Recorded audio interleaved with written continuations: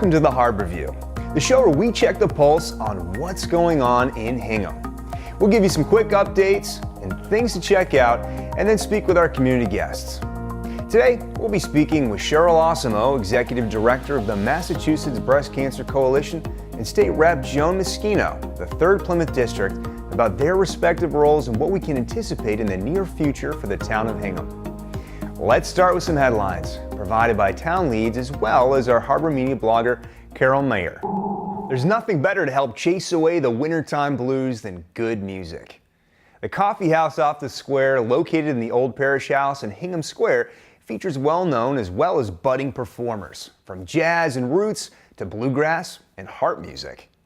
The coffee house, which starts with an open mic at 8 p.m., provides a welcoming atmosphere to just relax, listen to good music, and enjoy a cup of coffee and dessert. Everyone's welcome. Remaining performances this year, from March through May, on the 3rd Saturday of the month, include the multi-talented Eric Cornetta and Friends and Ezekiel's Wheels, a lively and enjoyable klezmer band. For further information, visit oldshipchurch.org/coffeehouse-off-the-square. The booking committee is already lining up performers for the 2019-20 season. What kinds of music would you like to see at the coffee house and at other local venues? Also to mention, Harbor Media also records and airs all of their concerts for the show Limelight. Every year in May, we transform downtown Hingham into an outdoor festival, showcasing local restaurants, food purveyors, merchants, artists, and performers. A highlight of the day is samplings of appetizers, entrees, desserts, candy, ice cream, and more from our local restaurants and food shops. Taste of Hingham was started in 2004 in response to a vision of celebrating and building awareness of all that Hingham has to offer, and simultaneously using the proceeds to benefit over 15 South Shore nonprofit organizations.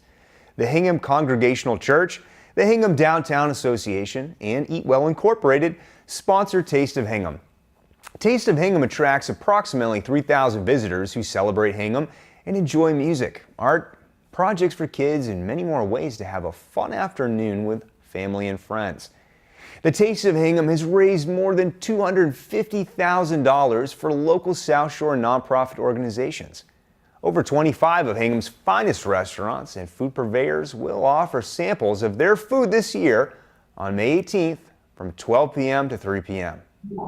On March 9th, an informational meeting was held in the Sanborn Auditorium of the Town Hall, which featured the Selectmen, Town Administrator, and Advisory Board members answering inquiries in regard to the water company acquisition questions that will appear on the town warrant. The meeting was recorded in full and can be viewed on our government channel Comcast 9 or Verizon 30 or on our Harbor Media YouTube page. Feel free to watch and become informed for your vote at the town meeting April 22nd.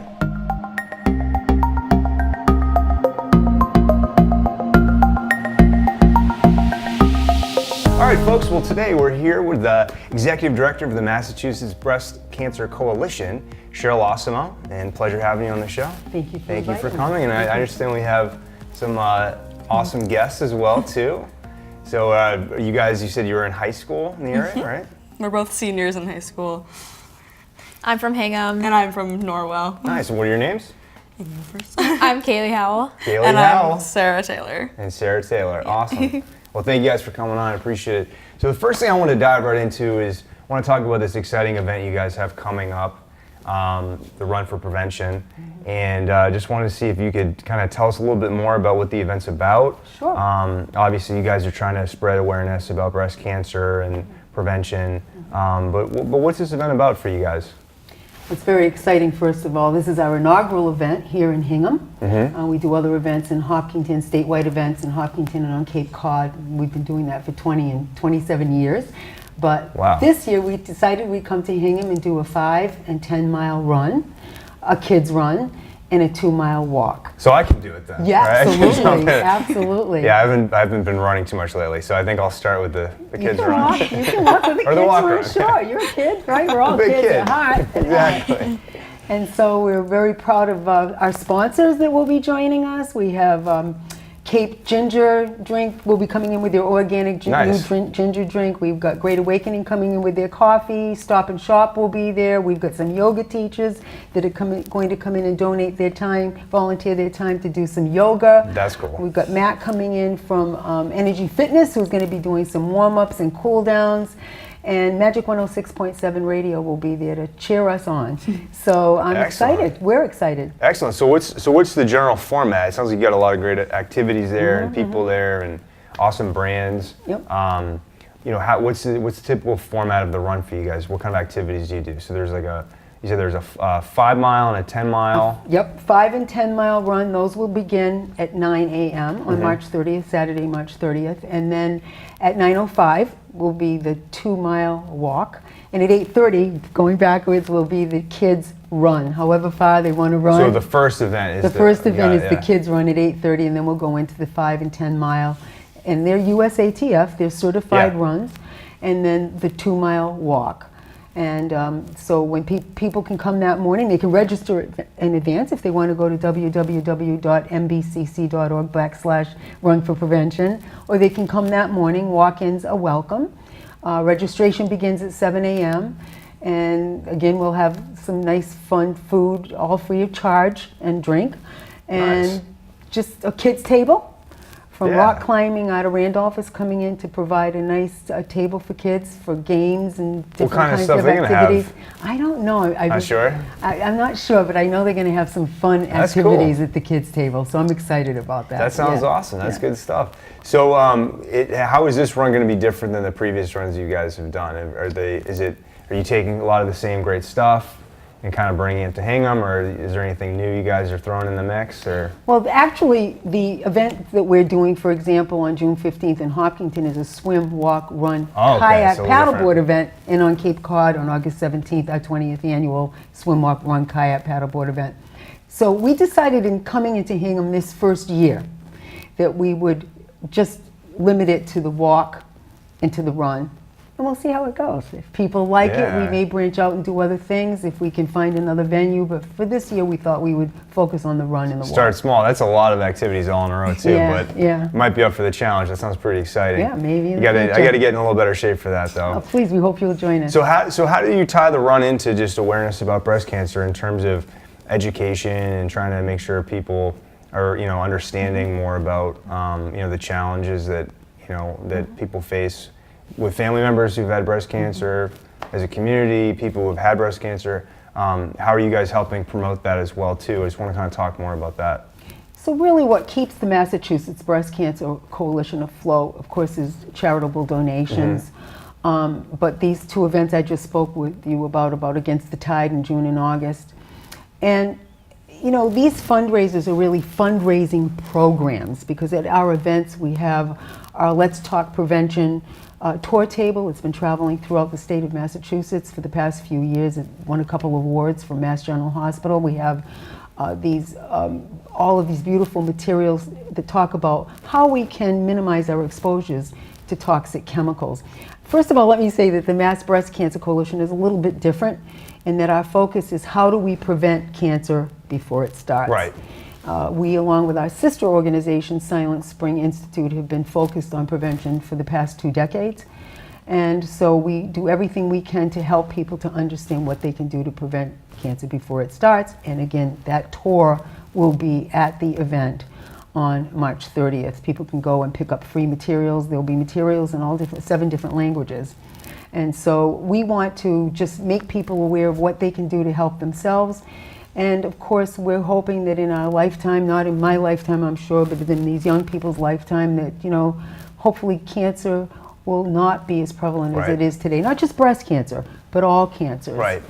That makes sense. It'll become more of a minimal thing that most people will have to deal with, hopefully. That's right.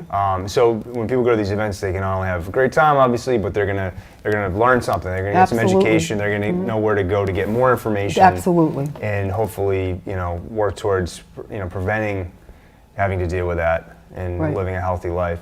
So in terms of emerging research, what are some ways that people can kind of just right now talking about breast cancer? What are some ways people can kind of help prevent that from getting that disease?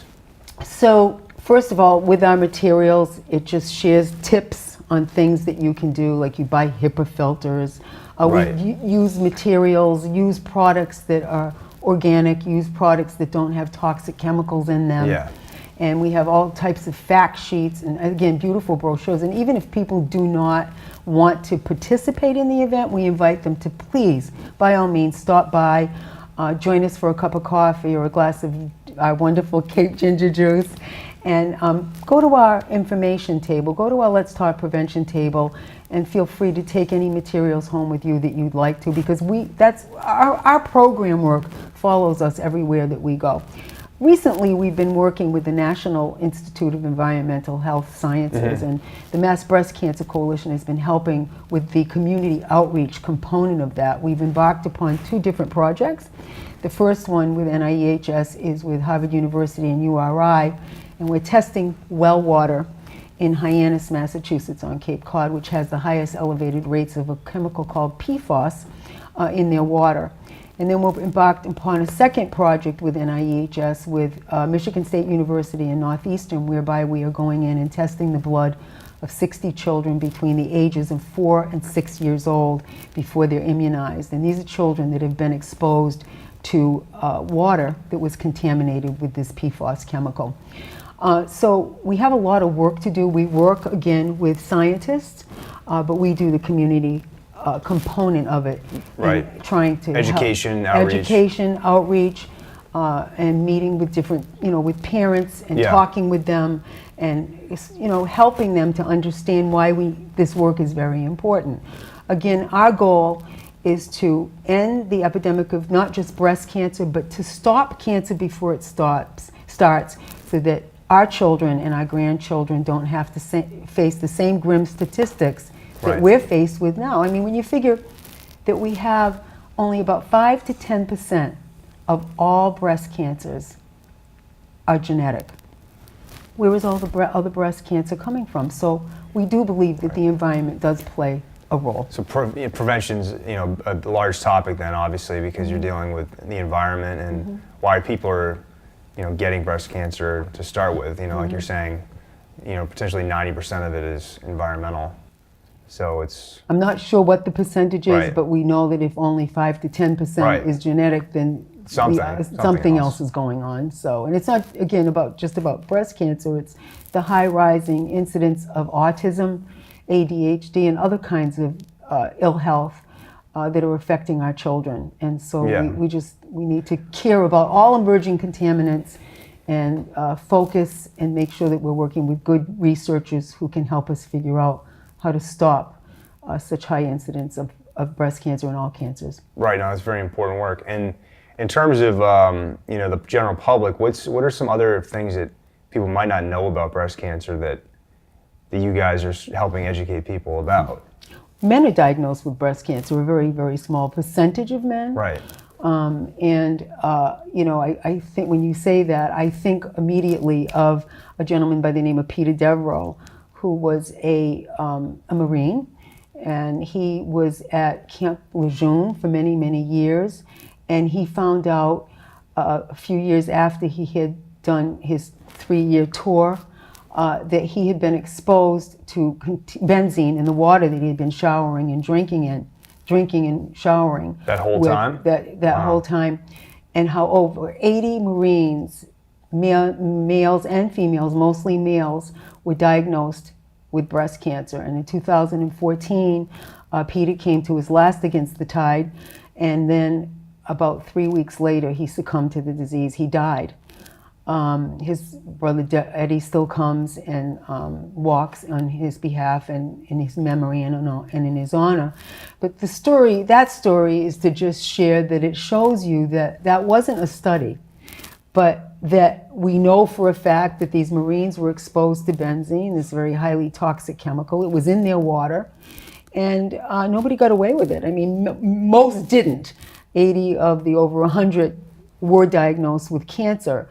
And so we do need to minimize our exposure to toxic chemicals. And what we need to do in this country, in the United States of America, is stop chemicals from being allowed to be put on the shelves, prove them safe before they're put on the shelf, rather than having us to prove they're unsafe to take them off the shelf. In the European countries, they've banned over 1,000 chemicals. Right. In the United States, I'd be willing to bet that there haven't been more than 24 banned. So, I mean, there's a lot of organizations that deal with this, but like the EPA and FDA, you feel like there's a kind of a long way to go in terms of other areas they can be focused on to help with the prevention side in terms of Absolutely, cancer. All absolutely. cancers, yeah. I invite people to go to our website at mbcc.org and look at our 2019 campaign, where we are working very hard to encourage Commissioner Suberg to be more proactive in how he's dealing with this PFAS, serious issue of PFAS in Massachusetts. Right. It's a problem all over the country, but we need to take care of what's going on in our own backyard. And so this is our campaign for 2019. Any letter we've sent, any campaign requests that we've made of citizens of Massachusetts are right up on that website under the PFAS tab. So education is a huge part of the organization, obviously. Absolutely. It's a main goal you have. What's a specific goal you guys have in the next year or so that your organization's really trying to push for right now? Well, first of all, I want to just say that we're really proud of our high school program. You know, from that Let's Talk Prevention Traveling Tour that I talked about, from that grew a high school program. We actually have free modules online that teachers can download and incorporate into their curriculum. And in 2019, in 2020, we want to branch out and provide teachers in middle schools and elementary schools with materials that they can share with their students about how to lessen their exposure to chemicals in appropriate ways and working with parents and teachers. But we're really proud about the work we've done with our high school students. We actually have a high school team of students all over the state of Massachusetts who help us with our events.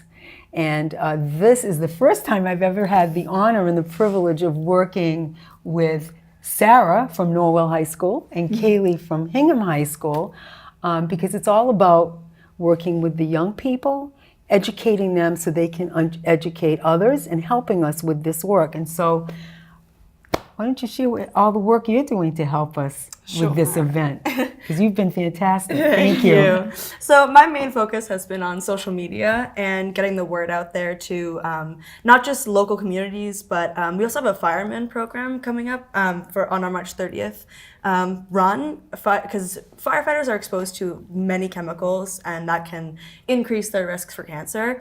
And we just want to honor them for all the lives that they've saved, and just, you know, be there for them and be able to allow them to Sort of have a voice in exactly, in yeah, the conversation. and to also educate them, because Right. I don't know if many of them know the risks. I mean, they obviously know the risks going into a burning house, but it's so much more than just getting like a 3rd-degree burn. You know, it's definitely a powerful message to get out to the people that they're saving our lives, so we should try and do something for them to help save theirs in any way possible. But yeah, so my main focus has been social media. I recently went to talk to my local firefighter station. Unfortunately, their business hours were until 4, so I'll talk to them again soon, hopefully. But my main focus is just getting the word out, because I want to make sure that people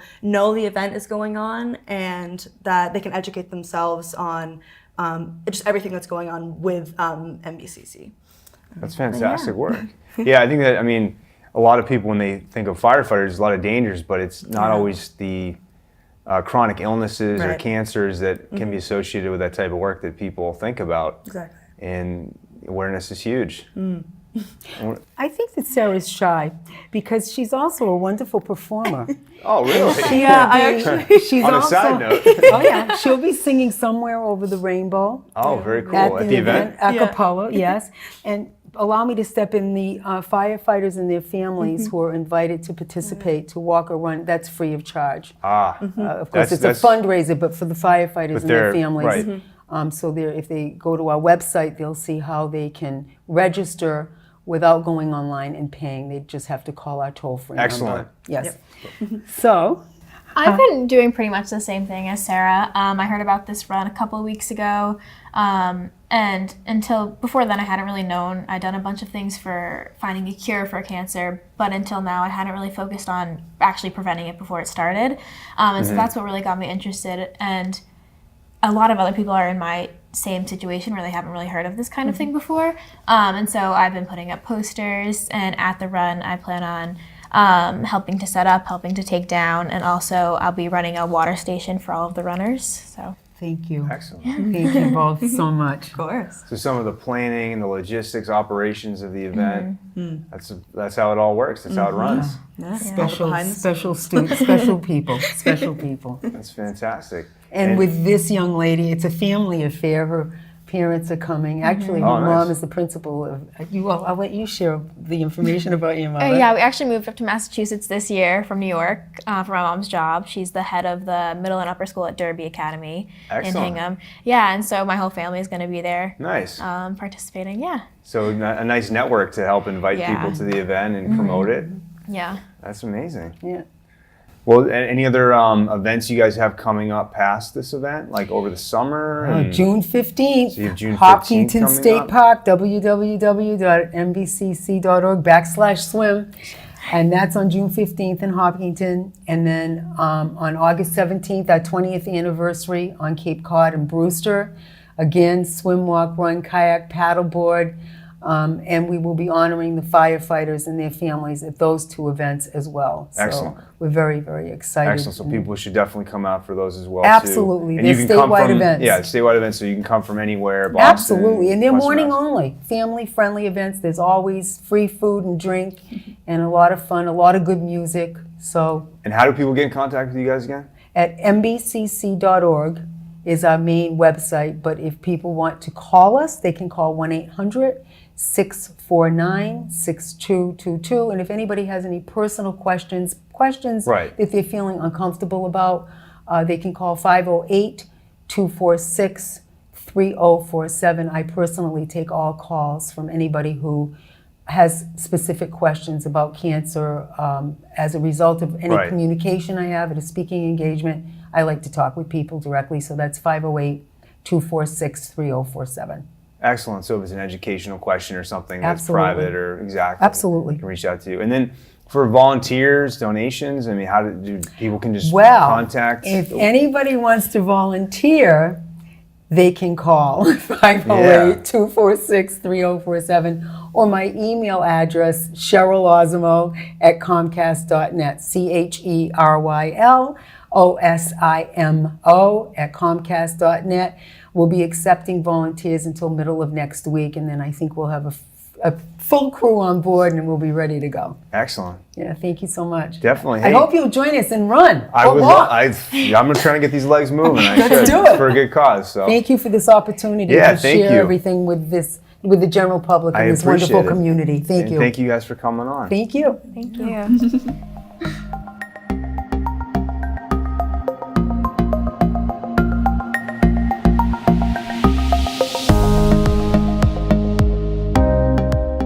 All right, folks. Today I'm here with State Rep Joan Meschino, and thank you for coming on. I really Absolutely. appreciate it. My Pleasure having you on, and excited to talk about some interesting topics. Sure. So, Joan, in the new year that we have here, what are some things that you've been focused on at the State House, and what kind of happenings are kind of currently going on? Sure. So, I know it's a big topic, but well, it's the beginning of the new session. Right.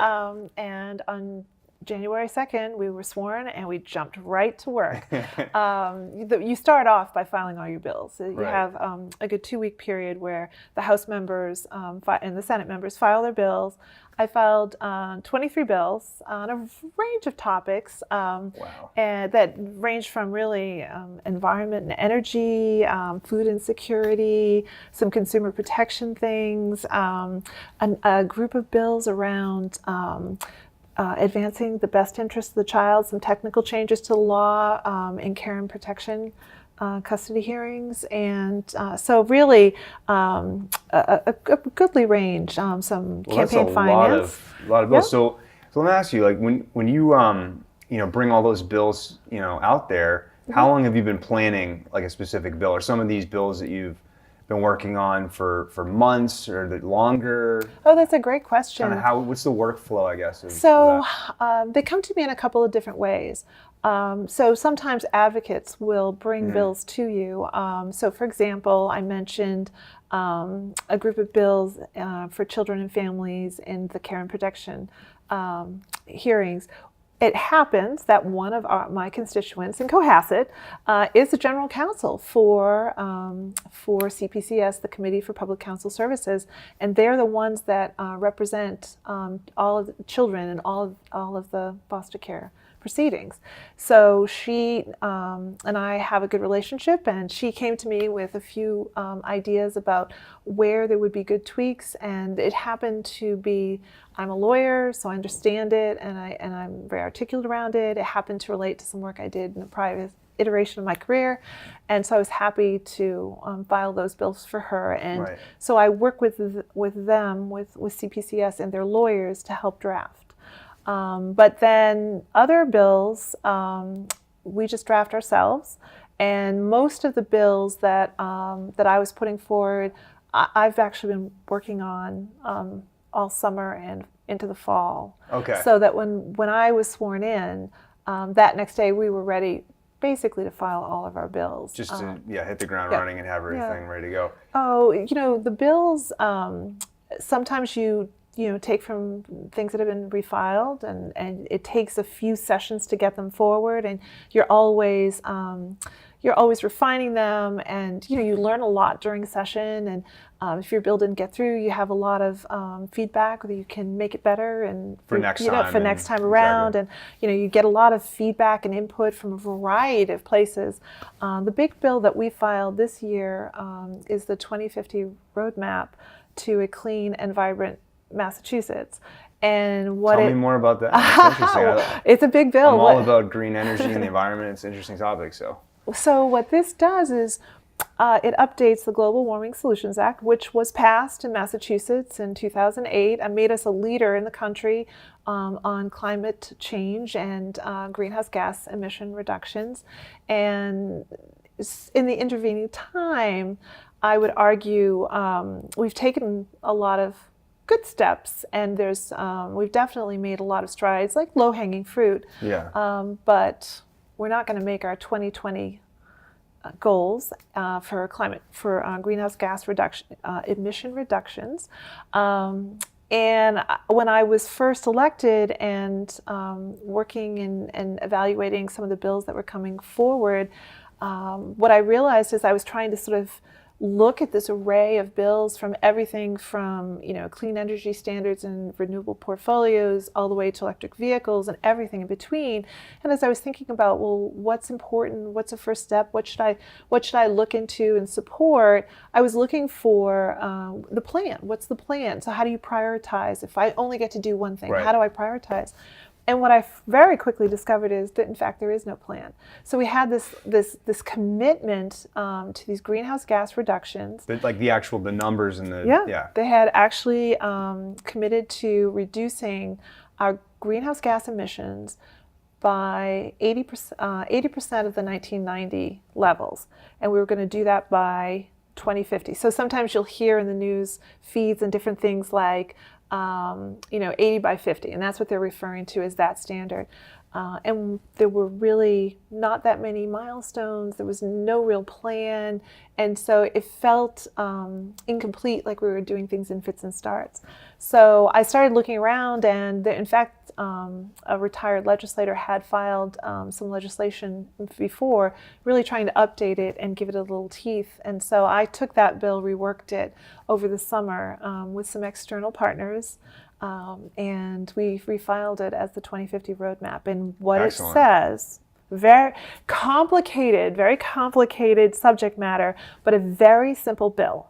And what it says is that we need to have a plan, and it requires the administration to do the backcast analysis, so figure out the math on the reductions, and to actually put in place a plan across multiple sectors. So we've been very focused on energy, which is good, greening the grid, and you've seen all the procurements around the renewable portfolio standards, so wind, right, offshore wind and hydroelectric and solar.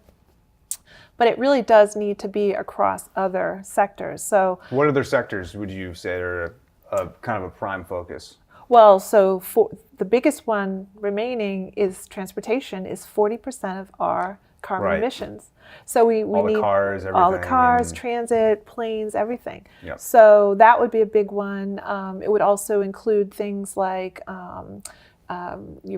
businesses, buildings and residences, and home energy efficiencies. It would be things like land use, carbon capture. So there's really a range of avenues sectors where we could take actions. And if we're serious about this, then we really need to take action across all sectors and have a comprehensive plan. So the bill doesn't say what the plan should be. It just says we need to create that plan. And I promise you, the administration has wonderful expertise in this area. And in fact, the Baker administration is taking steps in a lot of these places. But my point is that it should be a comprehensive plan, and then that will advance all of the other wonderful ideas. So you don't have to say, well, if you get to pick one thing, what would it be? What will we advance this session? Right. You really will see where, electric vehicles fit into it, and what are the strategies we might So take. this actually gives it some teeth in terms Yeah. of how do you get to the numbers, how do you get to the results, and then from there it's Yep. about forming it. More, better reporting, more frequent reporting. So there's both transparency and accountability, but I think the more important piece is to have an iterative process so that we're always talking about, well, where are we against our plan? Does the plan need to be modified, updated, changed? Yeah. Did some brilliant guy from MIT just come up with like the cool new He thing? he or And she probably did. did. I actually took I took a tour of Greentown Labs recently with Oh, cool. Speaker DeLeo announced a new initiative, which would be $1 billion over 10 years. So it's like $100 billion each year for grant programs for municipalities to start taking steps and do projects. We haven't seen a lot more information out of it since that original announcement. But while I was there, we got to take a tour. I was invited to the announcement. The speaker knows I have an interest in this area, and I'm a member of the Telecom, Utility, and Energy Committee. So he had all the committee members there, and we got to tour the labs. Super cool, interesting, That's awesome. techie, like science fiction-y almost stuff. I mean, there's some really Well, cool this area's projects. cool. There's a working lot out there. of interesting Yeah. labs and fields of work here, and people doing some pretty cool stuff. So Yeah. And the reason the planning is so important is because when government says, here's where we're putting our attention and focus, and we're investing dollars. So think about the bond bill. It was $1 billion bond bill, that environmental bond bill that the governor put out last year. Now the speaker's talking about another plan for grant programs and around, sustainability and adaptation. And there's been a lot of planning. Hingham right now is going through a municipal vulnerability assessment plan, and that's all part and parcel of thinking about, for climate change and sea level rise, where are we vulnerable? being coastal and everything. And yeah. Well, it's not just coastal. Berkshire should be thinking about Right. these things too, because we have extreme temperatures, you have flash flooding, you have extreme weather, or the weather's just changing in ways Right. that's, like having later snowfall. later and snowfall. Yep. November's not as snowy as it used to be, No. but now we're dealing with Right. kind of sporadic Exactly. snowstorms. So we should be we need to be really adaptive and resilient in the Yeah. face of those changes. So so there's actually been a lot around this that's been advancing. But back to my original point is just the bill that I filed. It just says you need to make a plan, Right. and you need to say what the plan Which is So, yeah. in a way, it's like half of it's showing up, being Right. like, okay, we need to talk about this, we need to Exactly. figure this out, and get people's attention. Right. So then, if municipalities see that we're making those investments, and we'll start to head in those directions, and it's not like they're requiring anyone to do it. People go there very naturally. Trust me, our towns are well run, and we know what we know what our struggles are. We know what we need. We know what where we want to go with these things. And so the nice thing about at the state level is that they can really make funding available so that municipalities that wouldn't otherwise be able to invest kind of significant dollars or transformative dollars can really avail themselves of those programs. But the other side of that, of course, is that business also sees where government invests and the strategies and what they're calling from. And so what that does is it means that business will say, well, if they're trying to figure out all of this wind, then maybe they need to do energy storage. And so you start to see companies emerging, So it's sort of around that organic sort of in the thing. sense that not only advocates and other people, start implementing their ideas and helping out, but companies and businesses and people that employ people are saying, here's an opportunity. This is where the state's going. There's where the district's going. And in fact, it works. Yeah. So we put, the original bill I mentioned was the Global Warming Solutions Act. That was enacted in 2008. In the intervening 10 years, Massachusetts has been very fortunate to have enjoyed some pretty steady growth in our economy. And in fact, there just came a report came out of the New England Clean Energy Center that we had developed, I think it was 110,000 green energy jobs or green sector jobs. So that's a tremendous. That's wonderful news to be talking about what kinds of jobs we're adding in new sectors. So, I mean, it's a good part of the country to live in terms of. Well, that's true. Well, but it's, I mean, in terms of all the push for just a better environment and kind of more proactive on every side, whether it's the public sector, the private sector, people's awareness. Oh yeah.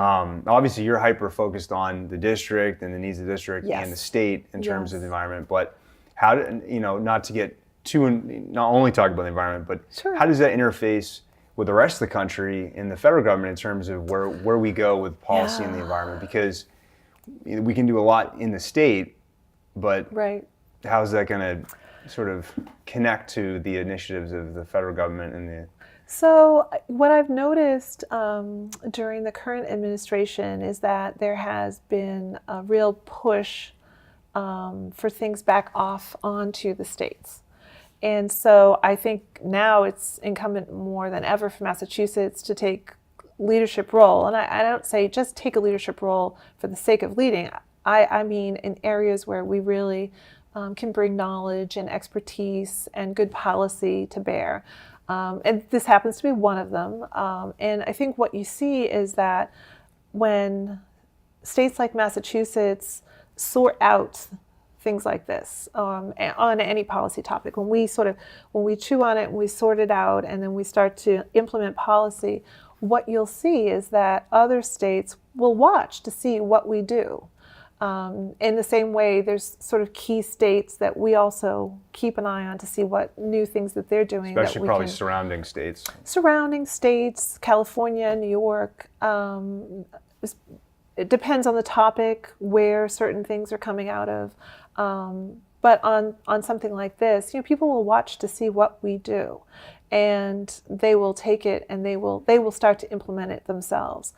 And then what I've observed over time has been that when a number of states start to do that, and you start to see 4, 5, 6 states start to head in directions, then you tend to see the federal government say, all right, well, maybe we'll get into this and start to level the playing field or start to invest in other things. So in other words, I feel like they've pushed that sort of, instead of the federal government leading on a lot of things, I feel like they've pushed it back out onto the states. Right, and maybe that's specific to this administration in terms of the environmental policy side of it, because it doesn't seem to be as much of a focus as other administrations. Well, they're heading in a different direction. And that's their choice, and that's fine, but that doesn't work for us. Exactly. I mean, I think especially coastal communities like Hingham, Hull, Cohasset, Situate, we experience sea level rise and climate change in a very dynamic way. We're open ocean. It's those intense, frequent coastal storms we're experiencing.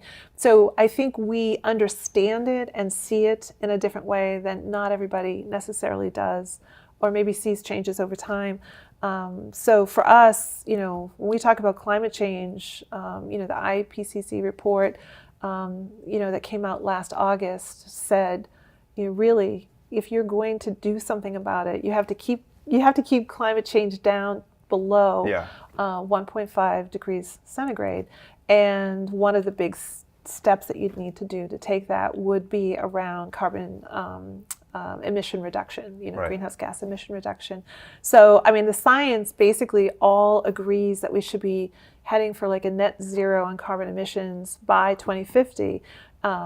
So, it's from my perspective, as a coastal communities, all of our district, you don't get to ask for millions of dollars in, seawall money Right. and foreshore protection and hardening our infrastructure if you then don't work on the underlying policy issues, the public policy issues. I'm not sure how long everyone would say, yeah. You can't really wait, yeah. No, we can't wait. And quite frankly, I think you need to do both. So Yeah. our towns are very well run. We're in Hingham today, and excellent town manager, excellent advisory boards, excellent selectmen. Really very thoughtful and deliberative in their planning, very intentional. A delight to work with. Very happy in my role as a state rep to be advocating and really supporting and propelling all of the advocacy and the initiatives that they're putting forward. That's excellent. But there's only so much we can do on our own as individual towns. So we've been pushing forward some sort of regional planning and regional initiatives, which I think is exciting to see.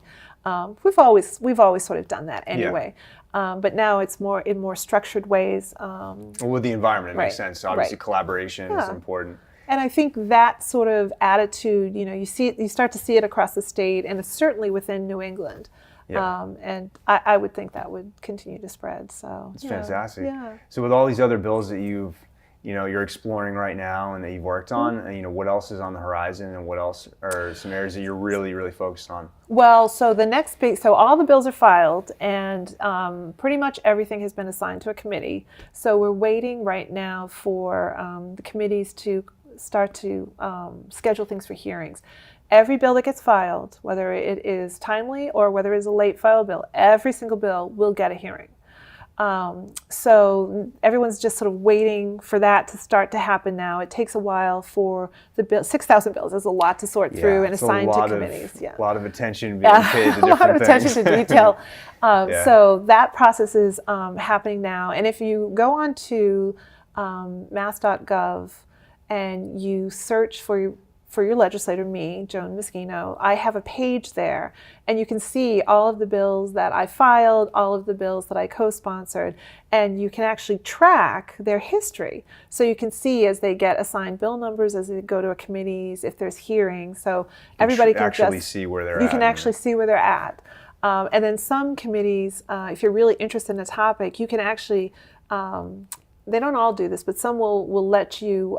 They'll send you notices for hearings and different things like that. So Sounds like there really should be cool. like an app or something, like a bill tracker app you can just download that are like really, political science junkies. They're just like, I need to find out. Maybe we'll suggest that. Yeah, maybe. I just got assigned to a new committee, let me think. Technology and Intergovernmental Affairs.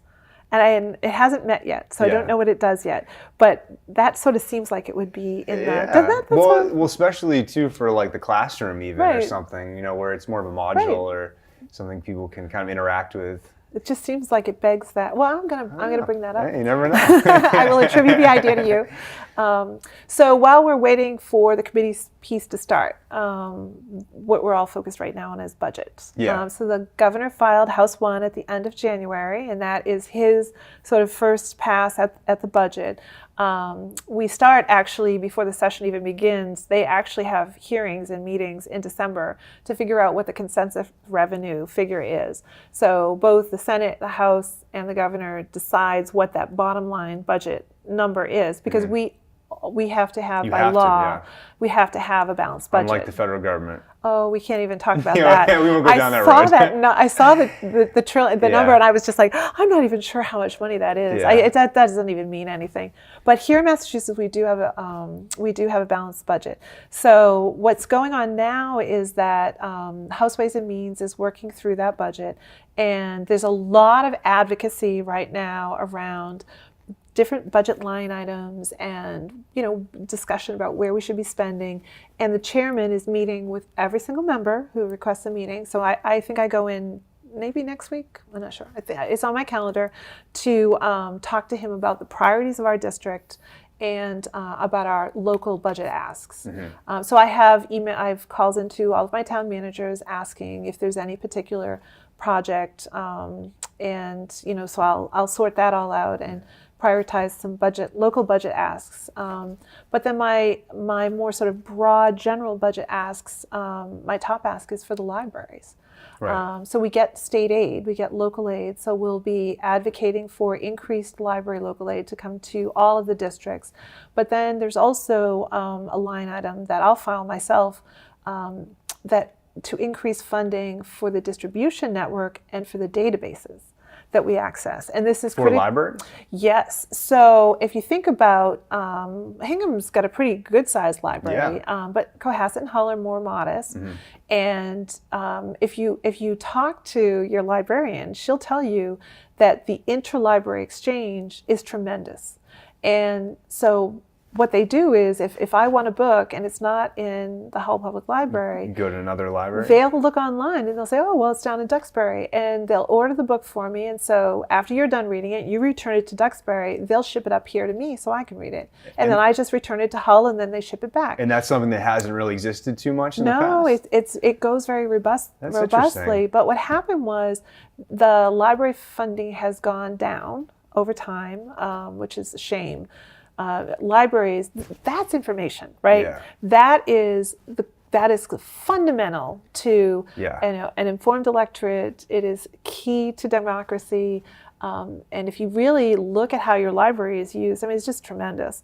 But one of the other problems, or challenges, not a problem, it was a good thing, is that we increased the minimum the minimum wage. Right. And once we did that, that was a good thing. That meant people driving those vans got more money, but it meant that our budget shrunk, right? Because there's a give and take. There's a give and take in there, because if you're paying people more, but you haven't expanded it. So and the databases, students use them all the time. People do it for research, and it's access to things you couldn't pay for. So when you're doing your online research, so we'll be filing those. We'll be filing an ecological restoration budget line item. We work very closely with the Rivers Alliance and so specifically with rivers. Yep, for rivers, and then we'll be supporting broadly the green budget. Right. So think about, that would be things like DCR, right? So think about Wampatuck State Park, that's staff and funding and operations. To keep it, there's a lot of maintenance people don't realize. The staff that goes through there, there's a lot of activity there. So think about Wampatuck. And those are the kinds of budget line items. Or some beaches too as well. Nantasket Beach Reservation, the Harbor Islands. Yes, those would be also. So you want to make sure that DCR has a robust operational budget. So those are some of the budget priorities that we'll be filing. Well, especially if your district has a lot of those parks too, and it's very important to the community and everything. Well, what is it, like 40% of Hingham is conservation land or Wampatuck State Park? Yeah, well, a lot of Massachusetts in general, there's just a lot of robust parks and cool areas, and but someone has to maintain them. There's operations and there's budgets that need to be implemented to make it. We just had a Metropolitan Beaches Commission just had a regional hearing in Hull on Nantasket Beach Reservation and sort of what we were doing well, what we could be doing better. And we got some wonderful feedback, very robust discussion and input. So we'll be developing through that commission the report, and it's just an example of the things that we do at the state level, working with local partners to advocate for more budget for DCR, both operational and capital. So. What's one of your main? I know you have a lot of goals. But I do. But over like the next year or so, what's sort of a top goal of 2019 for you? I know there's a lot, but the goal is always, so as a state representative, we really have three functions. So the first is to help residents, constituents navigate state agencies. So this is the mission. For you as a state rep. It is the role. It is my responsibility. And so that's why I have office hours every week somewhere in the district. We really try to make ourselves accessible. I have wonderful legislative aid. All you have to do is call our office, 617-722-2320. And our emails are, our names, Joan Meschino.ma mahouse.gov or colette.medulla@mahouse.gov. So we're readily accessible, and so top constituency services is absolutely, hands down, the number one priority, bar none.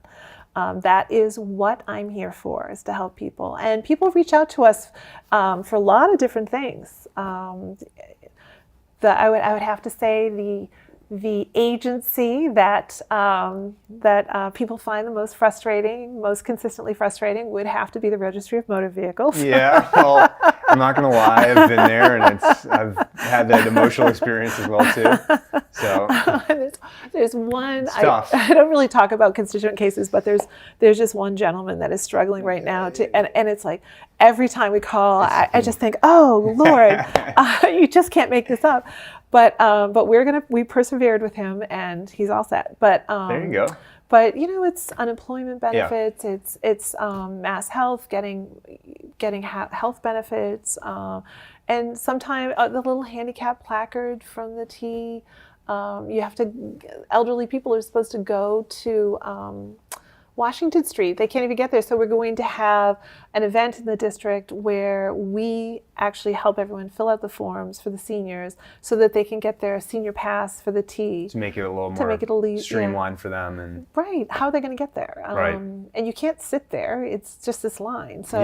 So we'll do that through the senior centers, and we'll be setting those up probably early spring to do those. So sometimes it's big things, sometimes it's small things, and sometimes it's just questions. How do I find this information? Right.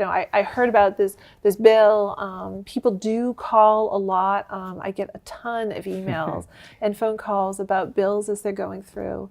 Like updates on what's going on, or information about them? Or? One right now that I'd actually appreciate hearing from people on is somebody filed a bill to prohibit tackle football 7th grade and younger. That is a topic right now that That's a lot of people are talking right about changing that. So. Right, because it has to do with all the concussions, which I think a lot of communities put the concussion protocols in place, which was really tremendous. But of course, that's the developing youth brain, and I know I grew up playing contact sports, but at the same time, I understand that it's for a lot of kids. I mean, most kids aren't going to maybe even go on to play college, and definitely not professional. So by the time they're in their 20s, you don't want them to be too banged up. So it's to transition it. So I think it's 7th grade and under would be touch football as opposed to tackle football, and so it just happens. I don't know what inspired that. There's been no hearing. Yeah. I haven't got any information on it. But that has been the hot topic. There's lately. interest in that topic, it's though. Funny. So I've been hearing from people on that, but people all over the place. One that I always love to tell is there was some local people alerted me to a pollinator bill, right? Healthy environments for pollinators, because of course we have Ware River Farm, we have Holly Hill Farm, so we do have farms in our district, and of course healthy communities. So I had no idea this was a thing in the world, and it really 6,000 bills later, you can't track it all. You can't keep tabs on it all. Sometimes you don't even know about things until they start to really percolate and emerge as things that might be coming forward onto the floor. So it's about patience a lot of times for everybody, I guess. Sometimes about impatience too. Right. You have to be impatient enough to keep. I'm up there pushing for you guys. So, but it sounds like a big part of the job, and the reason why you like it is, you always have an ear to constituents. You're always open to whether it's a small need or a big, humongous need. Well, I love my community, and I was a selectman in Hull for quite a while. And you're from Hull originally? Yes, I grew up in Hull, and I've lived there most of my life. And I love my communities. I love Hingham, I love Cohasset, I love Scituate. And I mean, this is home for me, and I really enjoy that constituency work. And I'm a lawyer, so I mean, it's a very natural. Comes natural for me. I'm also a nerd. I have to say, I really enjoy the policy stuff. You never know who's going to knock on your door and say, "Can I talk to you about this issue?" And I enjoy that piece. I enjoy using my brain. Lifelong learner, of course, I just talked like for 15 minutes about libraries. So I enjoy that piece of it. And quite frankly, I mean, I am a lawyer. I like the action. So I like getting up there and advocating the advocacy piece for the towns. And we have across the district very well-run towns. So they are very good boards of selectmen, very good school committees. So I really do enjoy working with our town managers, et cetera. So. Well, we thank you for being an excellent voice with all the town managers and constituents and being there for everybody. And yeah, don't tell anyone how much I enjoy my job. I know, right? And Joan, thank you for coming on the show. Really appreciate it. And we hope to talk to you more about updates and things going on. Absolutely. And I'm excited to already get an update because you have a lot of things going on on the docket. And we hope to talk to you again soon. Anytime. Thank you. I'm always happy to come in.